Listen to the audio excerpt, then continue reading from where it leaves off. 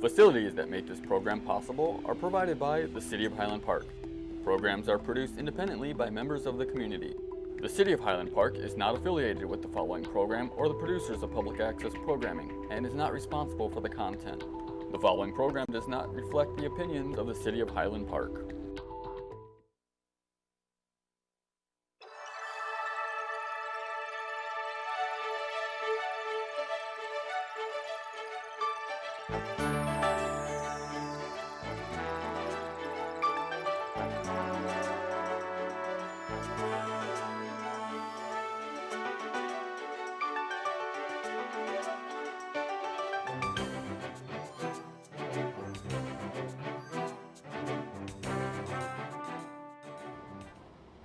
Hi, welcome to another edition of What's This Show For? FOR, Friends of Ron, and I'm your host, Ron Levitsky. You know, the Buddha once said that, show me a person who's selfish and I'll show you an ugly person. Show me a person who's selfless, I'll show you a beautiful person. If that's true, we have Miss America with us today, talking about selfless and compassion and just an amazing story that's happening right in our own neighborhood. I'd like to welcome Dr. Louise Berner. Dr. Berner, welcome, and thanks so much for being here and being willing to share your story. Thank you for having me. My pleasure. We met a few months ago when my wife and I dropped in on an open house that your health clinic was having, and we both were just wowed, and we had a conversation, and I invited you on the show, and you were gracious enough to accept. So let's start off by, as I usually do, is sort of talk a little bit about yourself, your background, how you got interested in medicine. So where'd you grow up, and tell us a little bit about your background. Well, I grew up locally. I went to New Trier. I think the biggest influence early on was my mother, who said that I should study Spanish. At that point, everybody was studying French. Yes, and including me. Right. And she said, it's probably a good idea to study Spanish. And this was in the late 60s. So I did, and it segued with my interest in science. And I spent a summer in South America in high school. And that kind of solidified my interest in healthcare for communities. How so? Could we talk about public healthcare, community healthcare? I don't know if everybody knows what that means. Okay. That means not just looking at the individual who comes into your office, but looking at the family, looking at their relatives, looking at the community where they live currently and where they were brought up, and then broaderly the culture, how they look at their own health, how they look at their own lives. So I guess what we would call now is the social determinants of health. But I could see that then, when I was in South America the first time, that poverty really impacted how healthy a person could stay or become. Not just of the foods that they ate, but the infections that they got, but the ability to go to a doctor, the ability to understand what conditions they had. So it wasn't just the individual and a physician, which is important, but it's the entire experience of the individual during their entire life.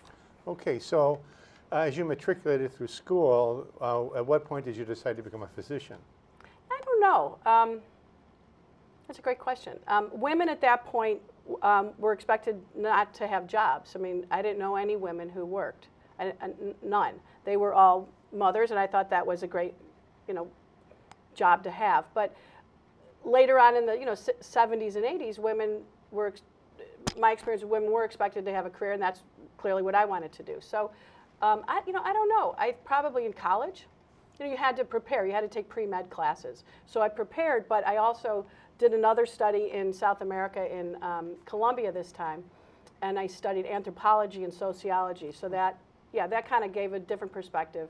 After doing the pre-med classes, I then got a degree in public health, which is learning about planning in these communities and in these populations, planning programs, planning and evaluating programs to see that the things that we do actually work. So were you a practicing physician at the time as well?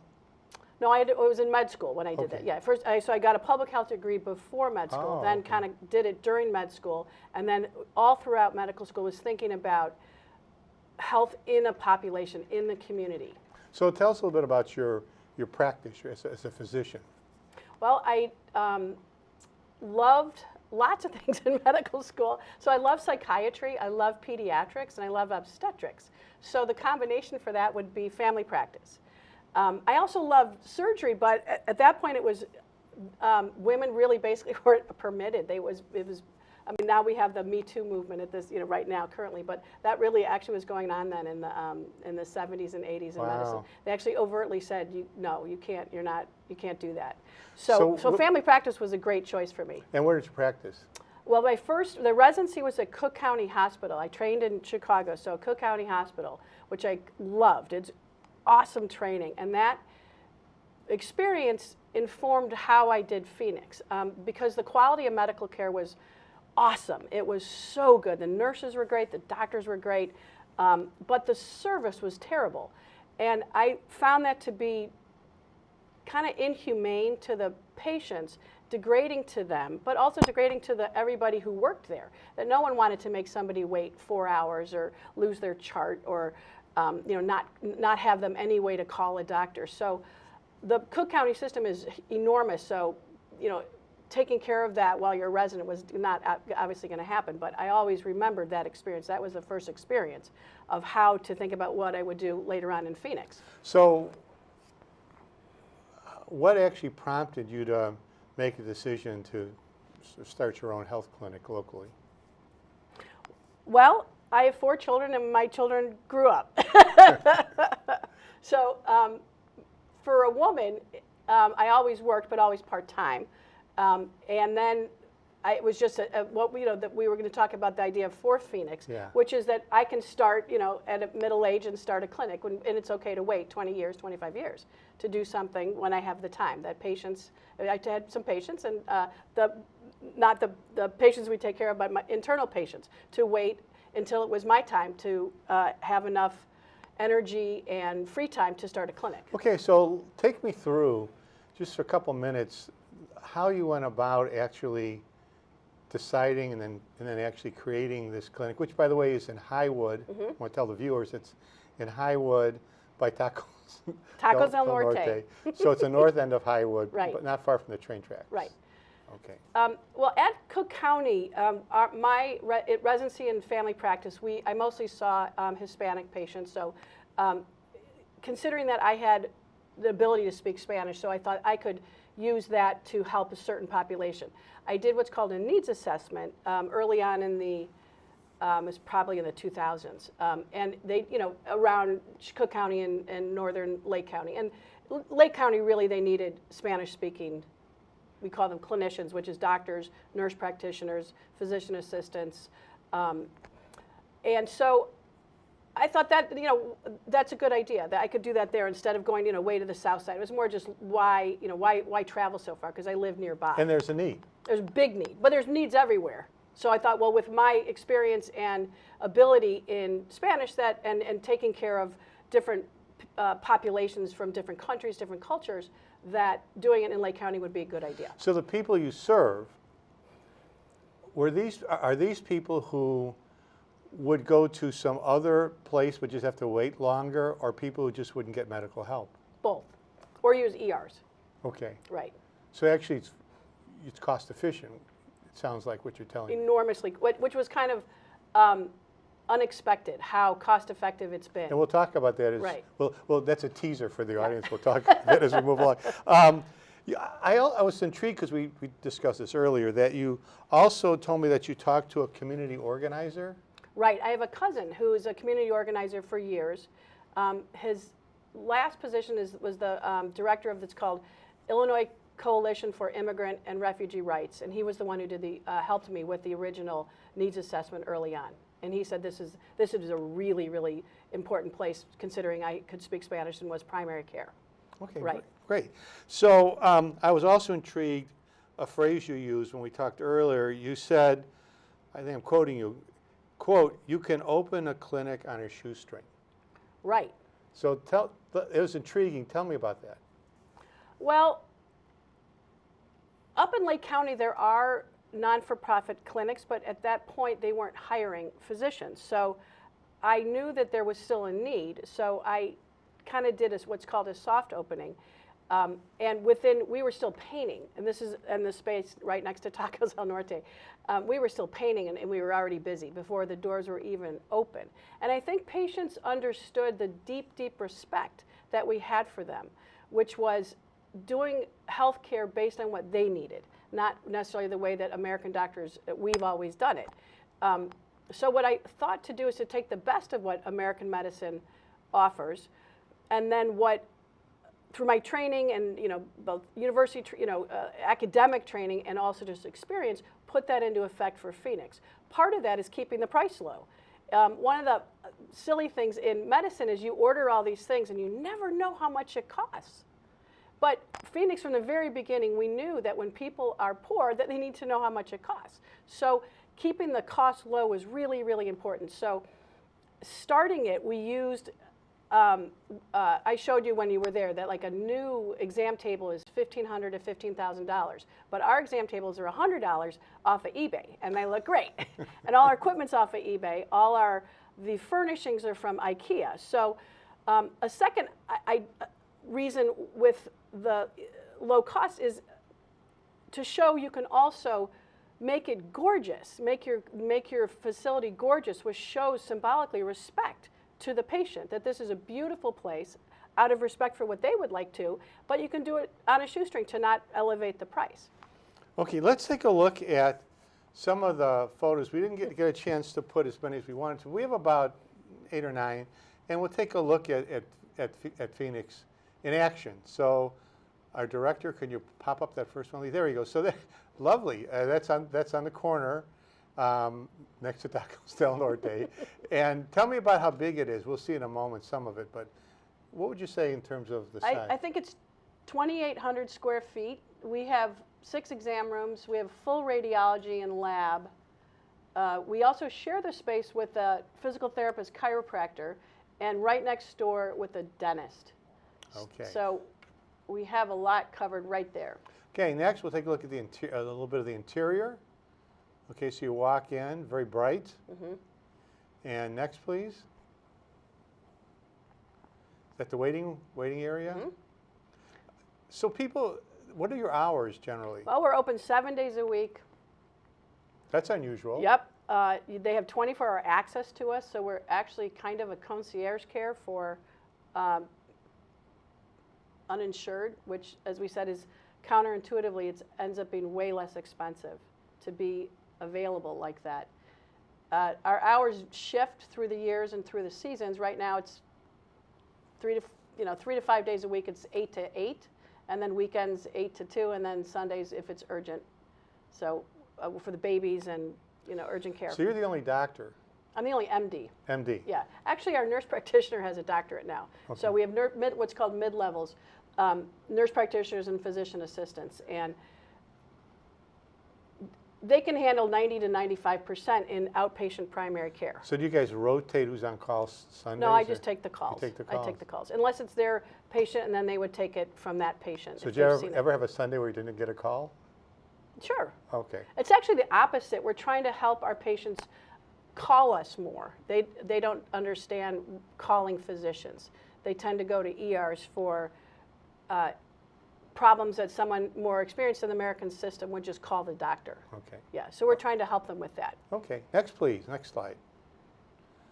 What do we got here? Patient education. So what does that mean? A huge amount of what we do is help patients understand what's going on with them at a level that they understand. So what we found with our patients is there's a low level of literacy. So we do a lot by talking, and we do a lot by pictures. So we don't give them handouts. In written handouts, we give them picture handouts, and we do one-on-one.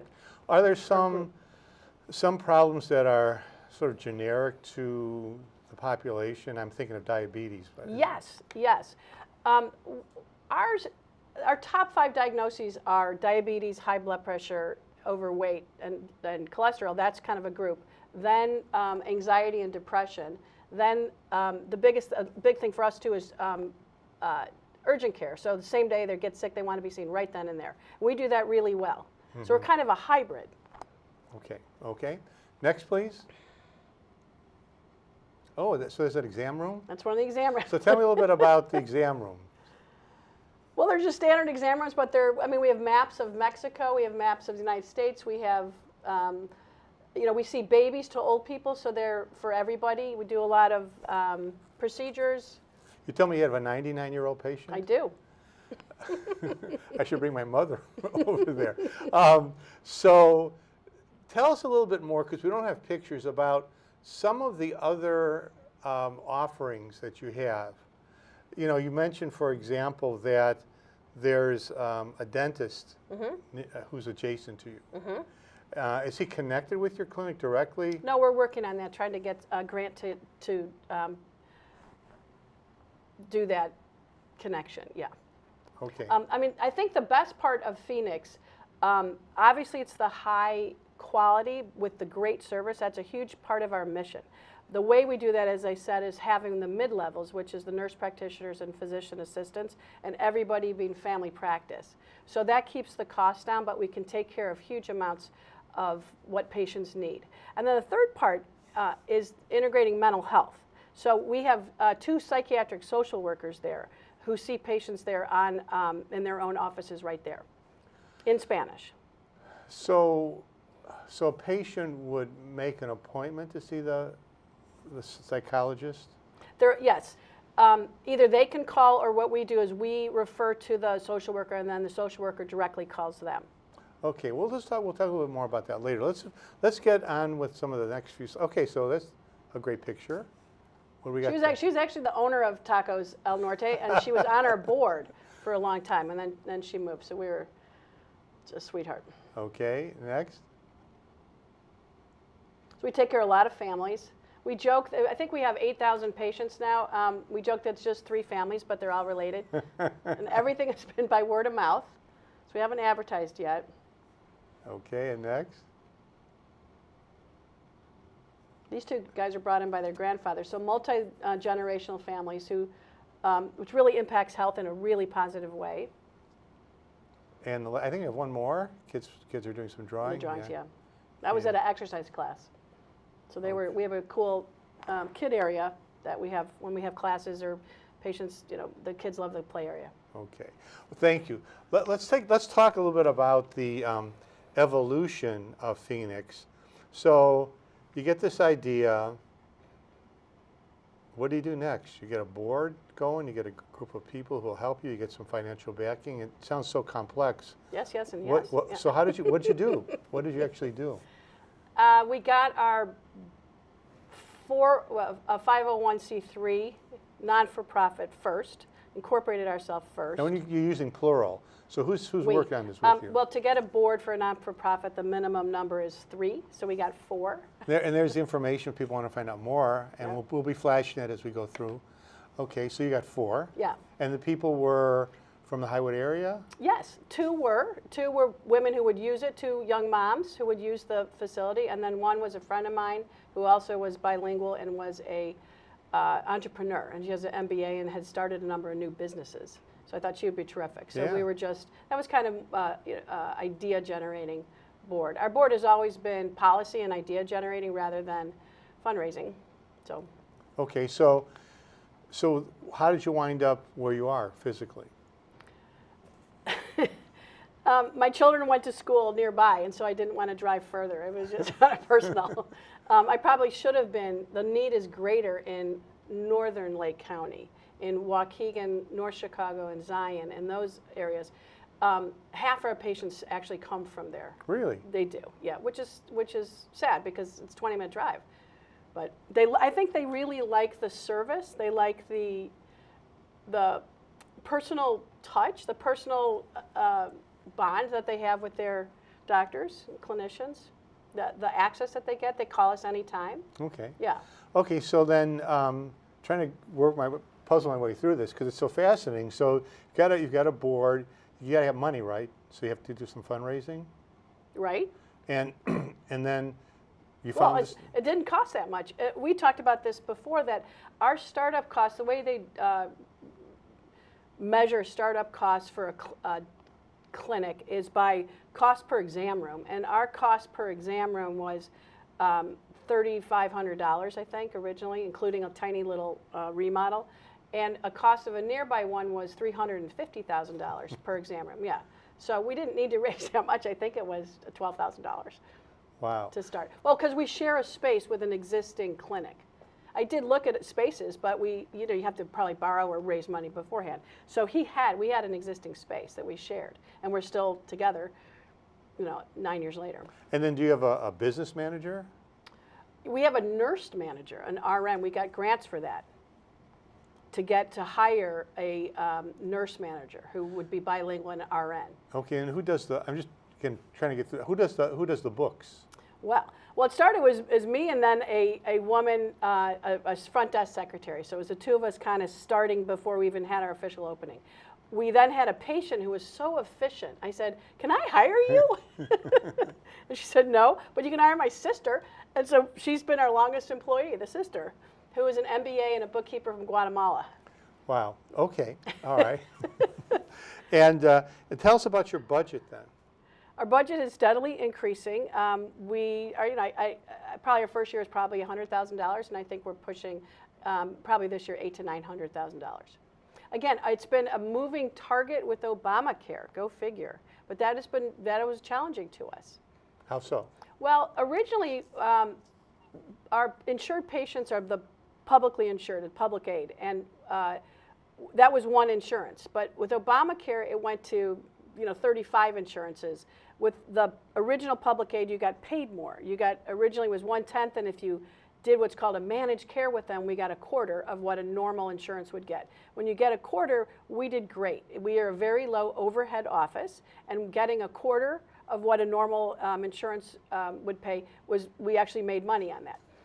Unfortunately, with Obamacare, it went back down to 1/10 of what a normal insurance would pay you. So that has been a big struggle for us. We make up for it in fundraising and getting grants, but it's a challenge. Okay. It sounds like it. Right. Let's talk. Finish up talking about some of the things you have in your facility. So I was surprised you have an X-ray. We do. We have a digital X-ray, so we do now even more urgent care. We do a lot of that, right? And you said you have a kind of a pharmacy with some, not all drugs, but a lot. Well, one of the things that helped my vision of Phoenix was that I actually worked in a private practice in Evanston with an awesome doctor, Fred Ettner, and saw the way that he practiced, and I thought this is what we need to do in a clinic. The way this old-fashioned family medicine, this was unbelievably good, and we can do this in a clinic. So he still has private practice, so he gets a lot of drug samples. So he donates all his drug samples to Phoenix. Wow. So that's where we got a lot of our medicines. Okay. You mentioned something that I wouldn't have thought initially was important, but it's extremely important, which is psychological help. Right. You mentioned in our earlier conversation that you said, quote, 40% of my day is social work. Yeah. So there's that, and then there's more serious, I imagine. So tell us about the kinds of mental health facilities you have for people and the mental health assistance you have for people. Well, from the start, it's part of our mission, is that we're always thinking of that, and that we are trained to take care of patients what we would call primary care psychiatric problems, which is very straightforward: anxiety, depression, an entity called panic disorder, and then more rare things. But it's part of our mission to look for it, to treat it, to integrate it into their regular care. Additionally, people with chronic illnesses always have some psychological response or component to it. So we're very aware of that. Part of then the second aspect is that we have grants for counselors. So we have 2 psychiatric social workers who are for us, again, is we want to keep it affordable, but of high quality. So our patients pay only $5 to see a counselor. So it's in the office. So we use the same electronic health records. We talk and we consult with the counselor right there. So the collaboration is awesome. It's really, really good. And then it's less stigmatizing. This is a culture who feel a lot of stigma towards mental health. It feels just like it's a normal part of life, that you have your regular doctor, you have your counselor, and we all do it together. Now, do you have any, again, when we talked earlier, I thought you mentioned that there was some connection with Jocelyn Clinic? Exactly. The second social worker is a joint collaboration with Jocelyn. Okay. Right. And for people who don't know, that's a mental health clinic. Is it in Northfield? Yes. In Northfield, so not that far away. Right. I've been intrigued as you've been about so many things. And I guess we should mention that the reason this is called Phoenix is because? Well, it's the Spanish spelling for phoenix, the rising from the ashes, the bird, the rising from the ashes. The idea is that a patient who is ill, including psychological illness, that we can help them get better. The second is when patients are coming to a new country or starting at a later age, we can start again, help them.